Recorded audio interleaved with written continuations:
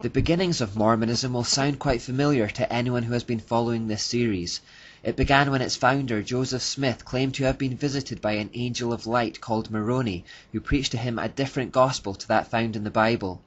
Joseph Smith himself belonged to a family that was heavily involved with Freemasonry.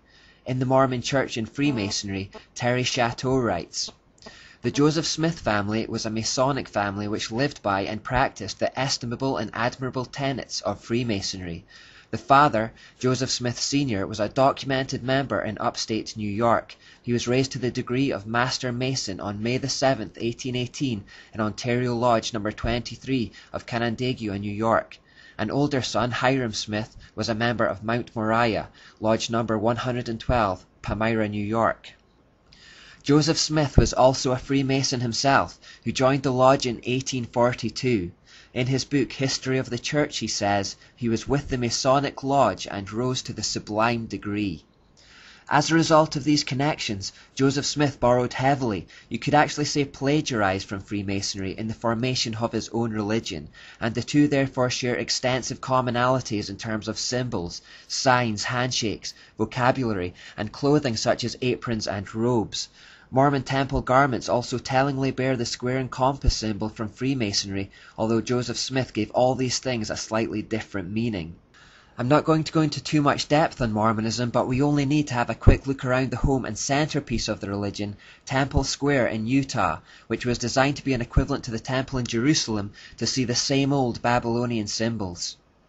The inverted pentagram representing Satan, for example, is to be found all around Temple Square in many different forms, such as here above the windows. We also see images of the sun, and the combination of sun and moon that represents the union of the male and female principles. Above the door we also find the all-seeing eye peeking out from behind a veil and surrounded by a sunburst. The veil could well represent the initiation of going through the veil towards the light, or the fact that the true nature of the cult is veiled to the uninitiated. One of the ideas Joseph Smith took from Freemasonry for his cult was secret handshakes, and this is also alluded to on the temple. Masonic buildings have similar engravings such as this. Within Temple Square there is a museum documenting the history of the Mormon Church. It too contains the symbols that betray its mystery root. These pentagrams are to be found at the entrance to the museum. Manly P. Hall wrote, "In symbolism, an inverted figure always signifies a perverted power. The average person does not even suspect the occult properties of emblematic pentacles." You'll also find this sun god symbol at the same entrance, just right of the pentagrams.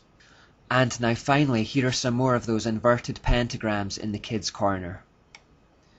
Mormons are similar to Catholics in that many Christians are not sure what to make of them.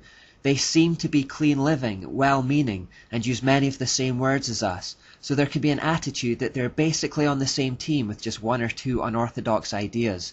Mormons actually believe that they can become gods through being a good Mormon, who will one day be given godhood over their own universes, and that God himself was once a man on another planet. These are, of course, lies straight from the serpent's mouth. They believe the Book of Mormon has higher authority than the Bible. They believe that there are many gods, that there is a mother god, that God has a goddess wife, that there is no salvation outside of the Mormon Church or without acknowledging Joseph Smith as a prophet, and they also state that Jesus' sacrifice on the cross was not enough by itself, and that we need to do good works as well, which is always a mark of a false religion. Hopefully this information, along with a quick look at the symbols, will tell you just who the spiritual power behind the cult of Mormonism really is, and we'll discover it has no compatibility with Christianity at all.